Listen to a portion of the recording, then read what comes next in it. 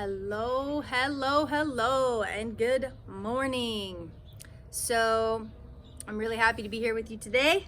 Namaste, my friends. The light in me sees the light in you, honors the light in you. I hope you're having a really beautiful week this week. And so, just a reminder to click on the like button for my YouTube channel and subscribe. And if you're watching this on a different platform, you can also like it and share it. That is also excellent and great and appreciated. Thank you, thank you, thank you. So today, I thought it would be a really, really fun topic to discuss how we all use deflection in our life. Now, there's something really neat about deflection in a way of, there is a martial art called, what is it called? Aikido. And in a way, in Aikido, what happens is when you throw a technique, like let's say you throw a punch, what you do is you utilize their motion or their energy coming at you and you just deflect it, you use it, so you slightly get out of the way and you redirect their energy. And it's interesting because I love this ideology in life. The idea of really taking kind of what's coming at you and the momentum of it and using it to your benefit. So that's a way that we can use deflection in essence in a good way. The way that we use it in a more unhealthy way is in life when it's really difficult to look at ourselves and to focus on ourselves, to focus on what we need to heal within ourselves, and it's much easier to focus on others.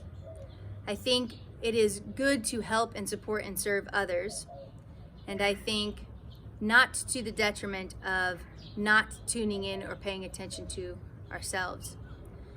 I can tell you just from the space of coaching that it feels so good to help and support others. And sometimes it gets easy to get into a rhythm or a pattern of helping other people because I then don't have to pay attention to myself and what I need to work on. And to that sense, deflection is a detriment. So you can hear that. We were debating inside, outside, inside, outside. So deflection is a detriment when you are ignoring what's going on inside of you and placing the attention outside of yourself. And we do this often with people in life when we're pointing fingers at what other people are doing wrong and we're not really looking at ourselves. I love the example that the Bible uses, before you point out the thorn or the splinter in someone else's eye, pay attention to the 2x4 in yours. And I'm sure I quoted that wrong, but it's the same idea is that we're so quick to point something else out in someone without really acknowledging our own responsibility or the things that we have to work on. And I think one thing I'm learning in life a lot is that we can point out all kinds of things in everyone else as often as we want, and that does nothing to change here. That does nothing to support us growing and healing here by pointing anything else out in others.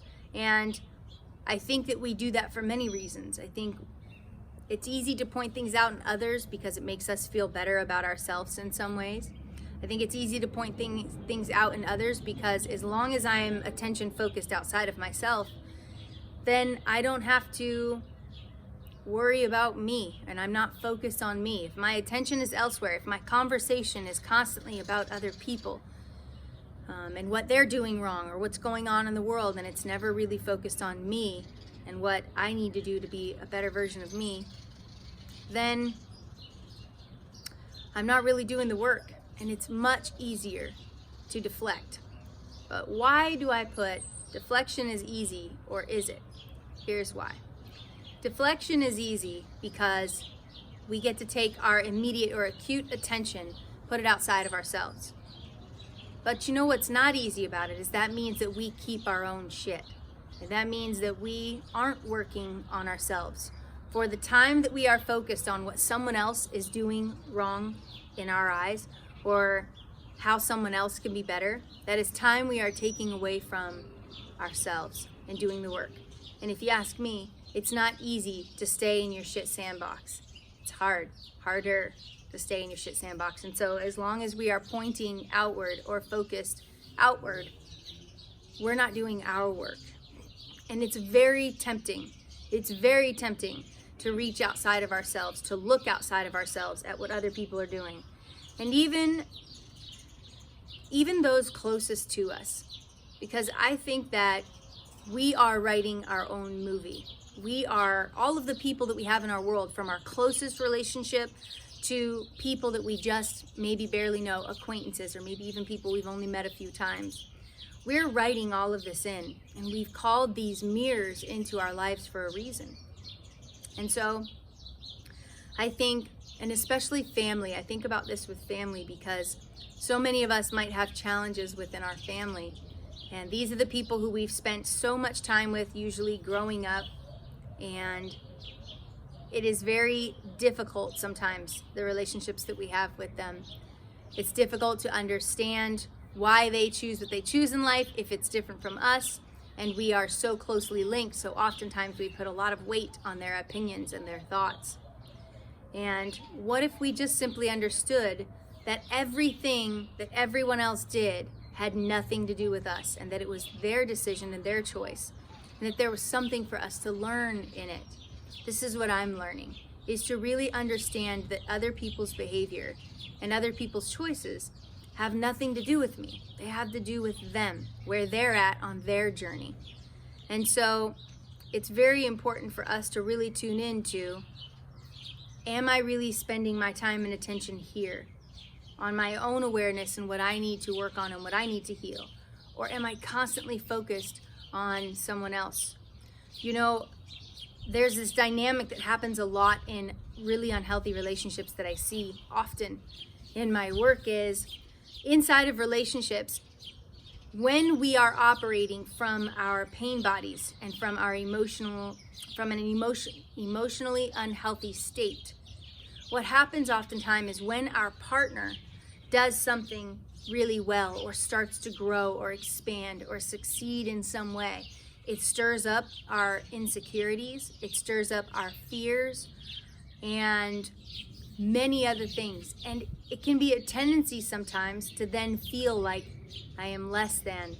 If my partner starts rising and succeeding and doing something that feels good, and maybe I'm in a space in my world where I'm not feeling great, maybe I'm struggling.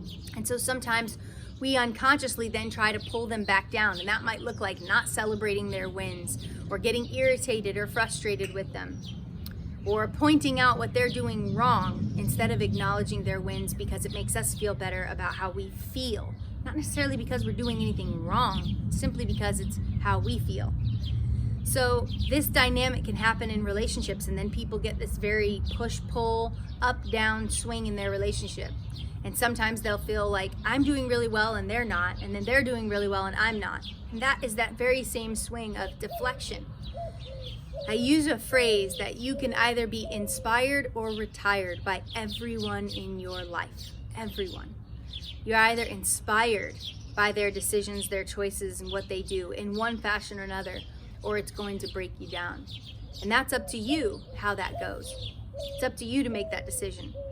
So even when you're finding success in certain ways in your life, maybe sometimes people are pointing out things that aren't good. Maybe it's because they're feeling something in their own world. Maybe your reflection to them is a really tough one. And so that's why they're pointing something out to you. But inside of relationships, partnerships, but all relationships, wonder how it would be if we would focus on celebrating wins instead of pointing fingers. If we would focus on giving love, because remember, love is like this. Love is here. Love is not here. Love is not trying to force anyone to do anything.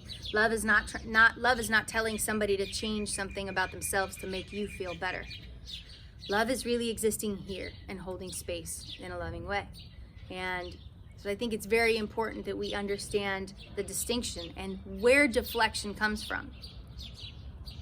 100% if we are focused on others around us and what their choices are, because we have zero control of that, absolutely none. If we are focused on that, then we are not focused on ourselves, and it is very likely a deflection from what we need to work on ourselves. So a really important thing to notice that we're going to go through in our meditation just a little bit later is, am I deflecting in my life? Am I spending my attention, my time, and my energy on other people and other things, and not right here, which is the only thing that I can change, me? So I think it's an important thing to be aware of. I think it's something to really take a look at within ourselves. Am I deflecting? Am I so fixated or focused on other people and what they're doing, and why? What am I deflecting from within myself? What am I not paying attention to within myself? So, hope you liked our content for today. I hope it really helps you better understand your own behavior and the fact that you only have control over you. So spending all of your time and energy and effort on others is really taking away from building yourself up. So again, if you're watching this on my YouTube channel, please like, please subscribe. I really appreciate it. It helps me to grow and to continue to do more. And if you are watching this on Facebook Live, then we are going to get ready to jump into our meditation. And our meditation today is going to be on deflection.